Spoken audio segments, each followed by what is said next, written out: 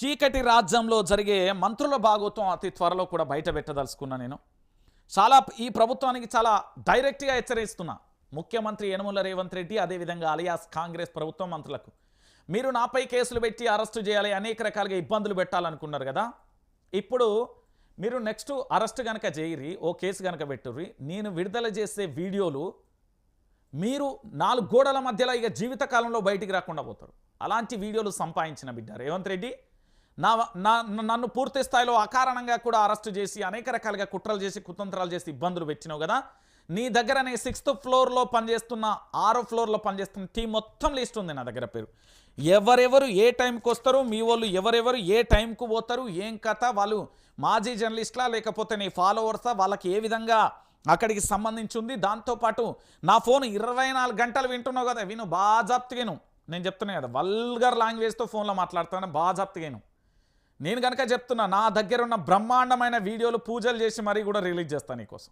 నీ ప్రభుత్వం 24 గంటలు కాదు, గంట సేపు ఉంటే చాలు. రాసలీలలు, కమ్ముకున్న బ్యాగులు, బెదిరింపులు. నీకు అతి త్వరలో ఒక డెమో చెప్పబోతున్నా. రేవంత్ రెడ్డి కుటుంబ సభ్యులకు సంబంధించి 2000 ఎకరాలలో వెంచర్ చేస్తున్నారు. అది ప్రభుత్వానికి సంబంధించి బఫర్ జోన్లో ఉంది.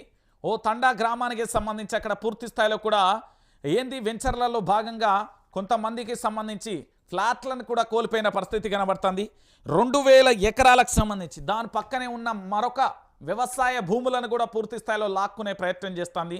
వాళ్ళ కుటుంబ సభ్యులకు సంబంధించిన వెంచర్, దాంట్లో ఎవరెవరు ఉన్నారు దానికి సంబంధించి. దాంతోపాటు కూకట్పల్లిలో సమీపంలోని 400 ఎకరాలు పూర్తి స్థాయిలో రేవంత్ రెడ్డి సోదరుతో నేను మాట్లాడిన, అన్ని రకాలుగా డీల్ సెట్ అయిపోయింది. ఇక ముఖ్యమంత్రితోనే మాట్లాడాలి అని ఒక వ్యక్తి, అజ్ఞాన వ్యక్తికి సంబంధించి కూడా ఆధారాలన్నీ కూడా సంపాదించిన. నేను చెప్తున్నా కదా, నువ్వు అనవసరంగా నన్ను గెలిస్తే నేను దారుణంగా గెలకాల్సి ఉంటుంది.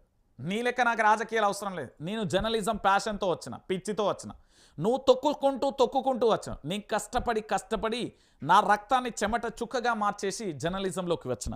సో ఛాలెంజ్గా నువ్వు గనక ఇంకా కేసులు పెడతా, పోలీసు వాళ్ళని పూర్తి స్థాయిలో నా ఆఫీస్ చుట్టూ తిప్పుతా, ఇంటెలిజెన్స్ తిప్పుతా, నా ఫోన్ ఇంటా అంటే నీ కర్మ అది. నేనేం చేయలేను. నీ ప్రభుత్వాన్ని, నీ కర్మ.